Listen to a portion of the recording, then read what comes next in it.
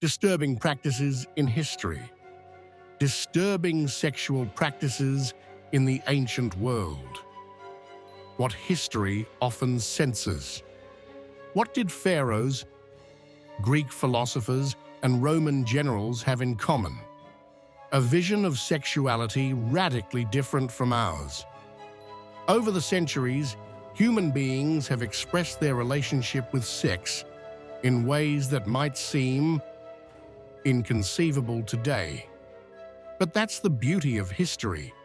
It shows us how everything, even what we consider most intimate and natural, has been shaped by culture, religion, and power.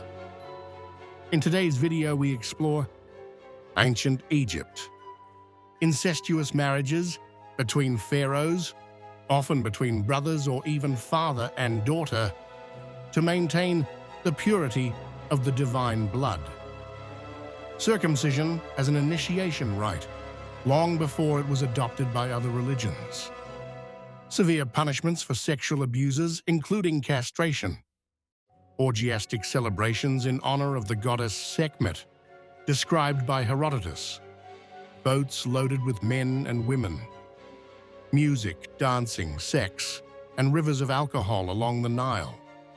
The fatri, prostitutes specialized in fellatio, recognizable by their deep red lipstick, accepted in Egyptian society but despised by Roman society. The ritual in honor of the god Atum, in which the pharaohs practiced self-satisfaction on the banks of the Nile, recalling the primordial creative act of the god. Classical Greece. Pederasty as a pedagogical and social institution. A noble adult educated a young man, even sexually, before he became a citizen. In Sparta, similar practices were incorporated into military training, often given a chaste but erotic component. In Thebes, the greatest example, the Sacred Battalion, made up of 150 pairs of male lovers, considered invincible precisely because of their bond of love. Despite the acceptance of homosexual love among young men and aristocrats, homosexuality among adult men was often the subject of ridicule or contempt. Ancient Rome. The ancient Romans did not punish homosexuality in itself, but they paid attention to the role. Whoever received it was seen as weak and dishonored. Julius Caesar was accused of an alleged passive relationship with the king of Bithynia, a scandal more political than sexual. The Lupercalia, a festival in which young people were initiated into sexuality. Prostitution was considered a necessary evil. Even Cato the Elder praised it as an instrument of social order.